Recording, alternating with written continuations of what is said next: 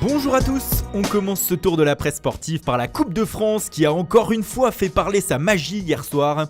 En effet, Épinal, club de National 2, a éliminé Lille en 8ème de finale 2-1. Pour le quotidien local Vosges Matin, les Spinaliens ont été tout simplement phénoménaux sur leur pelouse, qualifiant la rencontre de renversante, impensable et inouïe. Ils sont en quart de finale, tout comme le Paris Saint-Germain, qui lui ne s'est pas fait surprendre à Pau. Victoire 2-0 et du côté palois de la fierté, comme le montre cette une de la République des Pyrénées. Merci pour tout, lâche le média, qui écrit que le club de National 1 n'a rien pu faire face à la machine parisienne. Enfin, dernier qualifié hier soir, Marseille. Les Olympiens ont gardé le sourire pour la Provence en battant tranquillement Strasbourg 3-1.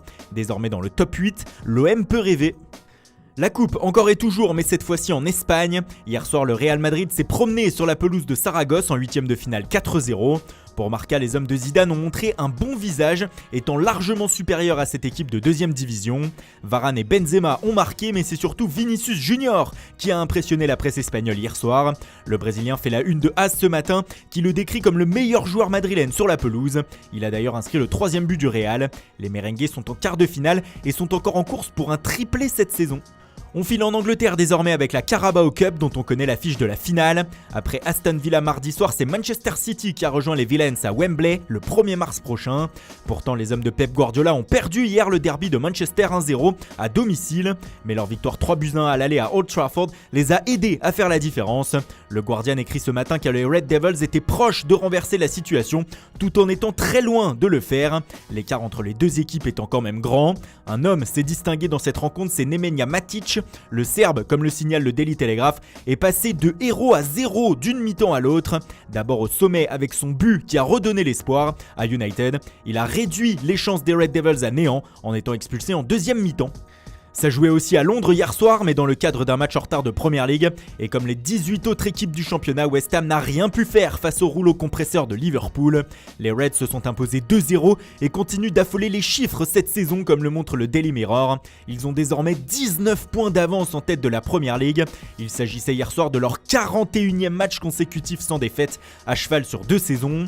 Le record détenu par les invincibles d'Arsenal est de 49.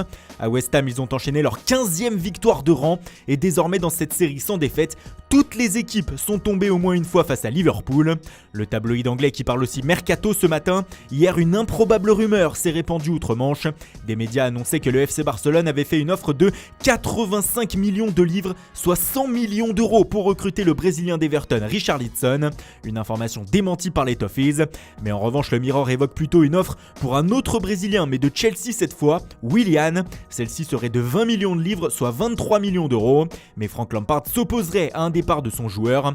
Le FC Barcelone qui est partout ce matin, puisqu'au Portugal, le journal Abola explique que les Catalans sont en train de finaliser l'arrivée la saison prochaine du prometteur ailier de Braga, Francisco Trincao, une manière de préparer la saison prochaine.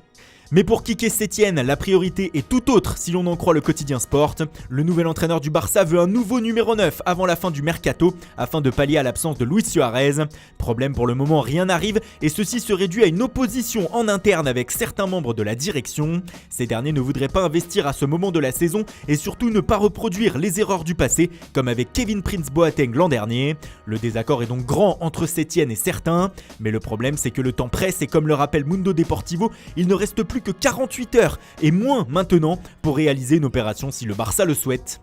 Moins de 48 heures, c'est aussi ce qu'il reste au PSG pour boucler le dossier Edinson Cavani. Alors que Thomas Tuchel a encore martelé hier qu'il voulait garder l'Uruguayen, l'Atlético de Madrid ne lâche pas l'affaire. Et selon l'équipe, les colchoneros devraient aujourd'hui effectuer une dernière proposition afin de convaincre Paris de lâcher son buteur.